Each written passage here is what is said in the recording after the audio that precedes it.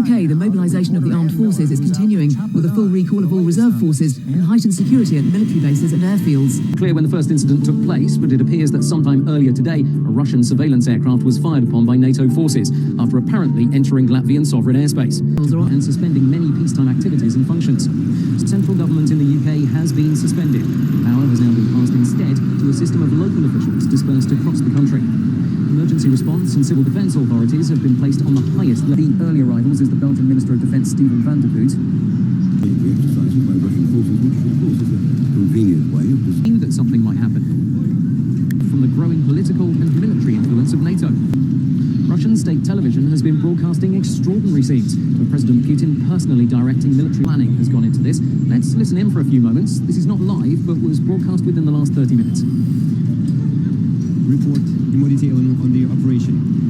In accordance with your decision, as of today, the group of long-range bombers 222 delivered a group airstrikes on 6 targets from the Mozdok airfield.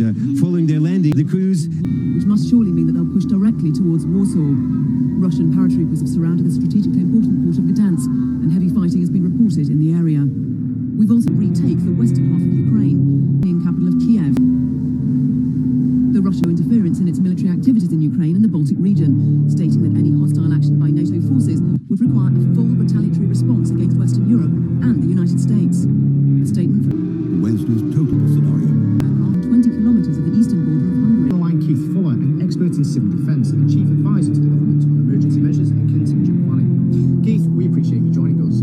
You now have this idea of upturning a table and putting it against a wall, painting the windows white and bringing in enough food to last for a fortnight into the room so you can live in this room for a fortnight. I mean, good heavens, if this building is in the target area and it's shattered, broken in some way. To accelerate, we have clearly a strategic move by Russian military commanders.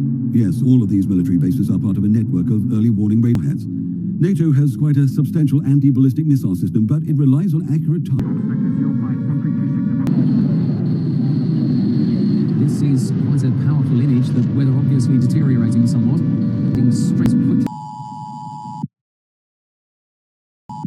This is an emergency broadcast from the BBC. Confirmation of a nuclear attack against this country has been received. Please stand by for further information. This is not a test. Escalating crisis, but has asked the public to remain calm and to be confident that everything's being done to resolve the situation peacefully. The Archbishop of Canterbury and other senior religious leaders have asked people to come together in prayer. This is an emergency broadcast from the BBC. Confirmation of a nuclear attack against this country has been received. The threat level is extreme, meaning that a major attack is imminent. All airports and motorways have been closed for military use. Non-essential telephone lines have been disconnected. Civilians are advised to stay indoors. Liverpool, Glasgow, Crewe, Portsmouth, Cardiff, Newcastle, Leeds, Oxford, Sheffield, Plymouth, Edinburgh, Hull airports, power stations and military bases across the country have also been identified as primary targets. Civilians are advised to seek immediate shelter in the most secure location in your home. Create an in-refuge if possible by stacking furniture, mattresses. The government has convened a meeting of the Emergency Cobra Committee, and senior members of the British military have been seen entering 10 Downing Street. There were chaotic scenes earlier today as Prime Minister Theresa May was rushed back to